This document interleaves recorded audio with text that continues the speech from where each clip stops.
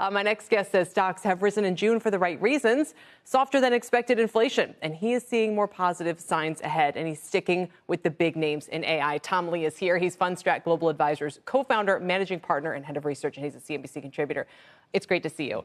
Yeah. I want to start in a little bit different way than normal because Doug just made a really interesting point about millennials and how they're so conservative in their positions. And whether you've experienced this phenomenon firsthand or not, what do you say to those who need to be coaxed into a market that is ever at record highs after a run in stocks like NVIDIA, like we've rarely before seen? I mean, is the water still safe? You know, I know investors generally aren't comfortable buying things at a high, but if we're mid-cycle, which we probably are, then we're going to be making a lot of new highs over the next 5 years anyways. And I think there's a lot of statistical support showing buying at new highs actually has a better win ratio than attempting to buy at lows. Well, it's also true that for all of our lifetimes, the stock market has generally gone up. So yes, there are pullbacks. Yes, there are corrections. Yes, there are financial crises. Yes, there are pandemics. But is there any reason to believe that the fundamental nature of the beast has changed for the worse? I mean, I read this research sometimes, I'm sure you've seen it, that says, oh, we're going to have permanently lower stock returns now. 4% a year is the most you should expect and things like that. We've pulled forward gains. I mean, do you believe there's credence in any of that? I've heard that exact statement about the new era of low returns since 2008. Right. And stocks have compounded at pretty much the historical average since 2008. I think as long as there's skeptics out there, that means there's a lot of fuel for upside. Mm-hmm. So is NVIDIA the thing that you look at and go, well, this could spoil the party, i.e. it becomes too much of a good thing. It really starts to lift into some kind of bubble, draws people into the market, really extends valuations, then we have to clean up the mess.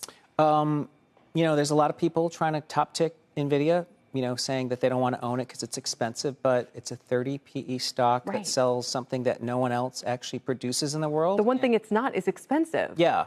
So I'd say I'd feel very differently if if we were discounting NVIDIA being larger than global GDP and at 100 PE, and everyone's saying there's no way it can be stopped. But because everyone wants to sell NVIDIA and try to call a top, I actually think there's still a lot of upside. When I hear anecdotes, like I heard at a fundraising thing the other night about how all the local kids own NVIDIA, what should I think when I hear that kind of information?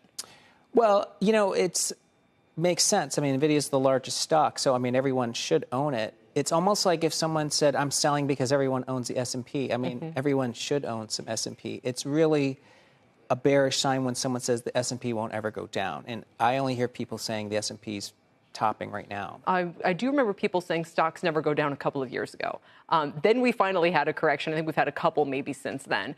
What kind of paradigm are we in now? We hear people saying, like Mark Zandi did, well, you know, the Fed needs to cut because otherwise the economy could take a turn for the worse. We know rates are probably higher than they need to be. Do you need to have a view on Fed rate cuts in order to support stocks continuing to move higher? I mean, to an extent, I think that the big lesson for the last 2 years is the S&P has endured some pretty severe rate hikes. So we know companies are managing this cycle well. If the Fed turns neutral or dovish, that's even more positive for stocks. So I think that the environment for equities still is good because they survived a stress test. It's only bad if the Fed has to raise rates.